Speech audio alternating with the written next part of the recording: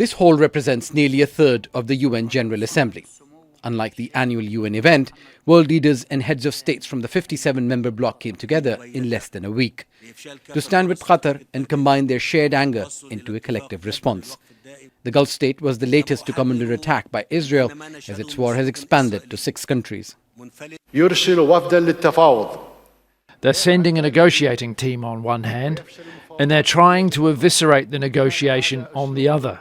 This has been the practice of the Israelis to this day. If bringing the war to a halt will be met with the release of their captives, it is not what they want. They aim to turn Gaza into a wasteland, uninhabitable by the Palestinians. Israel's attack brought together countries which were seen as regional rivals, and Gulf Cooperation Council members pledged to assess the GCC's defence posture and activate, quote, joint defence mechanisms and Gulf deterrent capabilities.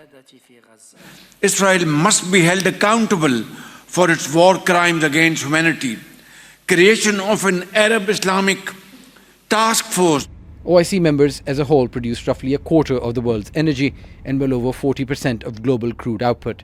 The joint communique issued a non-binding call on rich Gulf nations to, quote, impose sanctions, suspend the supply, transfer or transit of weapons, ammunition and military materials, and also to review diplomatic and economic relations.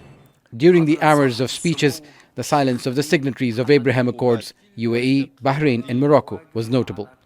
And despite his strong statements against the attack on Qatar, the Saudi Crown Prince also opted not to address this gathering, falling short of expectations from many Muslim capitals and Palestinians. Palestinians expect something more than just a statement of condemnation of Israel. What we need is real, true decisions about conducting boycott, divestment, sanctions on Israel. After what's been called a cowardly attack on a mediator and a fellow Arab Muslim country, there's been a familiar chorus of condemnations and solidarity from a group that collectively represents about a quarter of the world's population and accounts for about a sixth of the global economy. An unprecedented attack by Israel brought together a near unprecedented gathering of world leaders who represent nearly 2 billion Muslims. But previous statements and strong worded resolutions have not been able to stop Israel, which continued to attack Gaza and Lebanon while the speeches were ongoing in Qatar. Osama bin Javaid, Al Jazeera, Doha. Don't miss out. Get the full picture. Subscribe to Al Jazeera for reliable news, expert insight. Like, share, stay ahead.